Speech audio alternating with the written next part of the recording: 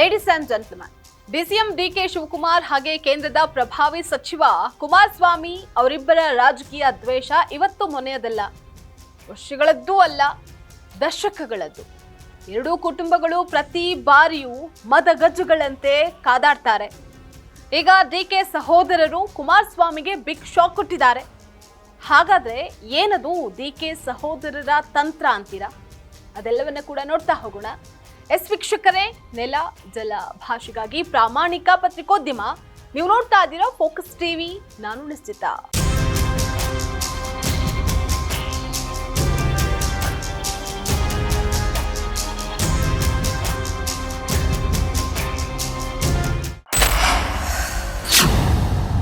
DK Shivakumar ಹಾಗೆ ಕುಮಾರಸ್ವಾಮಿ ಇಬ್ಬರು ರಾಜ್ಯ ರಾಜಕಾರಣದಲ್ಲಿ ಪ್ರಭಾವಿ ನಾಯಕರು. ಇವರಿಬ್ರು ಒಂದೇ ಪ್ರಬಲ ಸಮುದಾಯದ ನಾಯಕರಾದ್ರು ಒಬ್ಬರನ್ನೊಬ್ಬರನ್ನ ಕಂಡ್ರೆ ಮತ್ತೊಬ್ಬರಿಗೆ ಬರೋದೇ ಇಲ್ಲ. ಇಬ್ರು ಹಾವು ಮುಂಗ್ಸಿಯಂತೆ ದ್ವೇಷವನ್ನ ಹೊಂದಿದ್ದಾರೆ.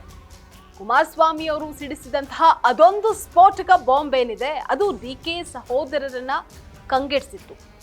ಇದ್ರ ಬೆನ್ನಲ್ಲೇ ಡಿಕೆ ಸಹೋದರರು ಕುಮಾರಸ್ವಾಮಿಯ ವಿರುದ್ಧ ಸ್ಫೋಟಕ ಪ್ರತ್ಯಾಸ್ತ್ರವನ್ನ ಬೀಸಿದ್ದಾರೆ. ಅದು ಕುಮಾರಸ್ವಾಮಿ ಮಾತ್ರವಲ್ಲದೆ ಅವರ ತಂದೆ ಜೆಡಿಎಸ್ ವರಿಷ್ಠ ಮಾಜಿ ಪ್ರಧಾನಿ ಎಚ್.ಡಿ. ದೇವೇಗೌಡರ ಕುಟುಂಬದಲ್ಲೇ ಅಲ್ಲೋಲ ಕಲ್ಲೋಲವನ್ನು ಸೃಷ್ಟಿ ಮಾಡಿದೆ. ಇಷ್ಟಕ್ಕೂ ಕುಮಾರಸ್ವಾಮಿ ಅವರ ವಿರುದ್ಧ ಡಿಕೆ ಸಹೋದರರು ಸಿಡಿಸಿರುವಂತಹ ಆ ಸ್ಫೋಟಕ ಬಾಂಬ್ ಆದ್ರೂ ಏನು, ಯಾವುದು, ಈ ಹಿಂದೆ ಕುಮಾರಸ್ವಾಮಿ ಅವರು ಸಿಡಿಸಿದಂತಹ ಬಾಂಬ್ ಆದ್ರೂ ಏನು ಅನ್ನುವಂಥದ್ದನ್ನ ನೋಡೋದಾದ್ರೆ, ಕುಮಾರಸ್ವಾಮಿ ಅವರು ಕೇಂದ್ರ ಸಚಿವರಾಗಿದ್ರು, ಅಲ್ಲಿ ಪ್ರಭಾವಿಯಾಗಿದ್ರು ಸಹ ರಾಜ್ಯ ರಾಜಕಾರಣಕ್ಕೆ ವಾಪಸ್ಸಾಗುವಂತಹ ಇಂಗಿತವನ್ನ ವ್ಯಕ್ತಪಡಿಸಿದ್ರು. ಇದು ಡಿಕೆ ಸಹೋದರರನ್ನ ಮತ್ತಷ್ಟು ಕಂಗೆಡಿಸಿತ್ತು.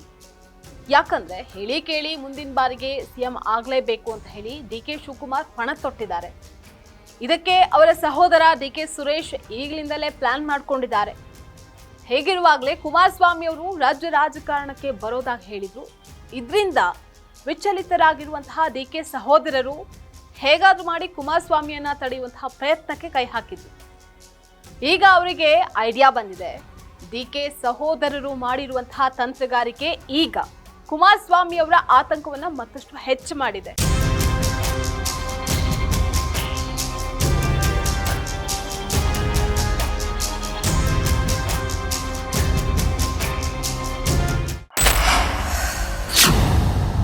ಡಿಕೆ ಸಹೋದರರು ಮಾಡಿರುವಂತಹ ತಂತ್ರ ಏನು ಅಂತ ನೋಡೋದಾದ್ರೆ, ಕುಮಾರಸ್ವಾಮಿ ಎಲ್ಲಿ ಚುನಾವಣೆಗೆ ನಿಲ್ತಾರೋ ಅಲ್ಲೇ ನಾನು ಸ್ಪರ್ಧೆನ ಮಾಡ್ತೀನಿ ಅನ್ನುವಂತಹ ನಿರ್ಧಾರಕ್ಕೆ ಡಿಕೆ ಸುರೇಶ್ ಬಂದಿದ್ದಾರೆ ಅಂತ ಹೇಳಲಾಗ್ತಾ ಇದೆ. ಅದಲ್ಲದೆ ಕುಮಾರಸ್ವಾಮಿ ಮಾತ್ರವಲ್ಲದೆ ಅವರ ಪುತ್ರ ನಿಖಿಲ್ ಕುಮಾರಸ್ವಾಮಿ ಅವರ ವಿರುದ್ಧವೂ ಸ್ಪರ್ಧೆ ಮಾಡೋದಕ್ಕೆ ಡಿಕೆ ಸುರೇಶ್ ನಿರ್ಧಾರ ಮಾಡಿದ್ದಾರೆ ಅಂತ ಹೇಳಲಾಗ್ತಾ ಇದೆ.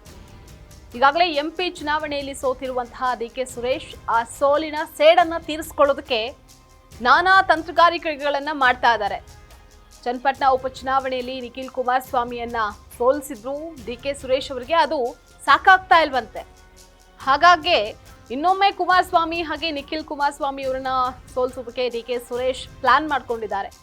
ಇದಕ್ಕೆ ಅವರ ಸಹೋದರ ಡಿಕೆ ಶಿವಕುಮಾರ್ ಪ್ಲಾನ್ ಅನ್ನ ಮಾಡಿಕೊಟ್ಟಿದ್ದಾರೆ.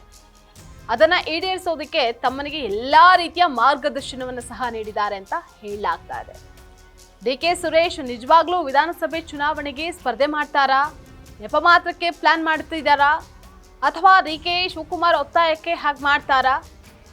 ಅನುಭವಿ ಕುಮಾರಸ್ವಾಮಿಯನ್ನ ಸೋಲಿಸೋದು ಅಷ್ಟೊಂದು ಸುಲಭನಾ ಅನ್ನುವಂಥದ್ದೇ ಸದ್ಯದ ಪ್ರಶ್ನೆ. ಇದಾಗಿತ್ತು ಇವತ್ತಿನ ಫೋಕಸ್ ಸ್ಪೆಷಲ್ ಸ್ಟೋರಿ. ನೆಲ ಜಲ ಭಾಷೆಗಾಗಿ ನೋಡ್ತಾ ಇರಿ ಫೋಕಸ್ ಟಿವಿ.